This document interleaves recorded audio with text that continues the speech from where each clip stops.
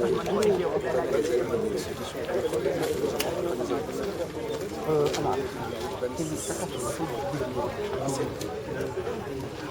une clarification précise par rapport à la situation de ferroviaire ex-Transrail. Vous êtes sans savoir que le syndicat Sutrail, appuyé à la CNTS-FC, en collaboration avec la CNTS-FC, a porté la lutte de résiliation du contrat de concession. Contrat de concession que les États du Mali et du Sénégal ont résilié le 7 mars dernier et que nous avons félicité. Et aujourd'hui, il s'est avéré que des syndicats minoritaires, soi-disant appelés grands cadres, se sont permis d'organiser une assemblée générale hier et de mettre le sigle du syndicat Sutrail sur cette organisation pour dire qu'on est ensemble. Je voudrais ici préciser que le syndicat Sutrail n'est pas membre du grand cadre. Parce que le grand cadre, son objectif, c'était d'abord de lutter pour que le privé demeure et reste éternellement à sucer notre fleuron d'économie qui est le chemin de fer. Maintenant, étant donné que nous, à la suite de la résiliation du contrat, aujourd'hui, après 11 mois, le constat est fait que, c'est vrai, nous avons quand même constaté des lenteurs sur le décaissement des montants que les États devaient nous allier pour accompagner la transition. Nous avons constaté des lenteurs sur la mise en place de l'organigramme. Nous avons constaté des lenteurs sur beaucoup de choses qui ont même impacté la production et même la situation sociale par rapport au passif social que Transrail nous a légué. Aujourd'hui, des dizaines de travailleurs sont dehors et qui réclament leur paiement, le paiement de leur indemnité de départ à la retraite, évalué à 471 millions pour la partie de Transrail et 49 millions pour DBF. Donc, évaluez un peu ce montant. Les États du Sénégal et du Mali, le 7 mars dernier, lorsqu'ils reprenaient l'entreprise, ils n'ont trouvé qu'une seule machine. L'entreprise était presque à genoux. Et nous avons alerté cette situation depuis décembre 2014. Aujourd'hui qu'ils ont pris l'engagement de redresser cette entreprise, aujourd'hui que vous voyez que le 28 dernier, nous avons perçu nos salaires.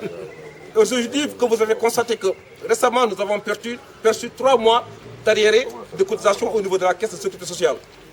Aujourd'hui que l'État a déposé un montant de 500 millions pour une caution d'une commande de 2 milliards de pièces pour réhabiliter notre machine. Si certains se disent que, voilà, ils sont désolés de la gestion de la transition, que c'est un échec, c'est parce qu'ils n'ont pas quand même... C'est parce que c'est un souhait. C'est un souhait, parce que leur souhait, eux, c'était que le privé demeure éternellement à DBF. Et c'est un complot ourdi contre DBF. Cet événement qui s'est passé hier à Bamako le démontre.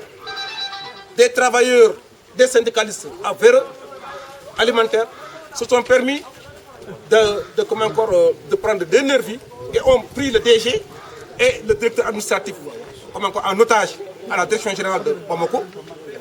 Camarades, il y a quand même matière à réflexion. Et nous ne laisserons pas passer cette fois-ci.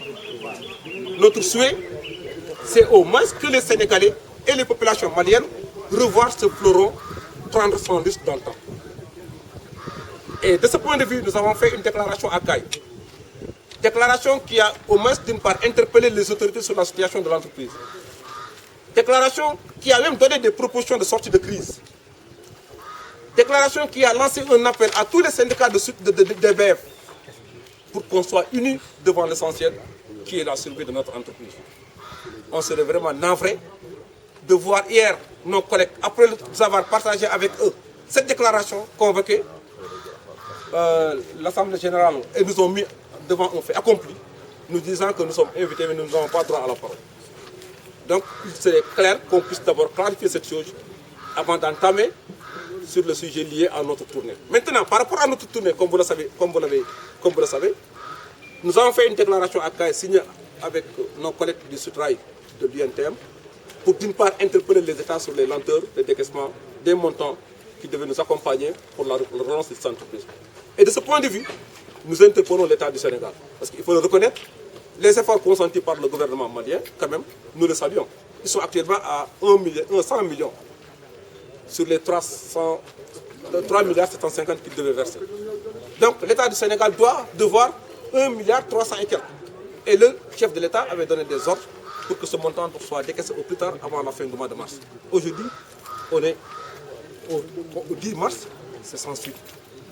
Nous voulons aussi que les États prennent des dispositions vraiment de nous accompagner à trouver une solution sur le passif social. Parce qu'il faut le dire, c'est des travailleurs honnêtes qui sont affiliés de nos syndicats que Transrail, quand même, a mis dans ces conditions. Parce qu'ils devaient percevoir leurs indemnités de départ à la retraite depuis le jour de leur départ.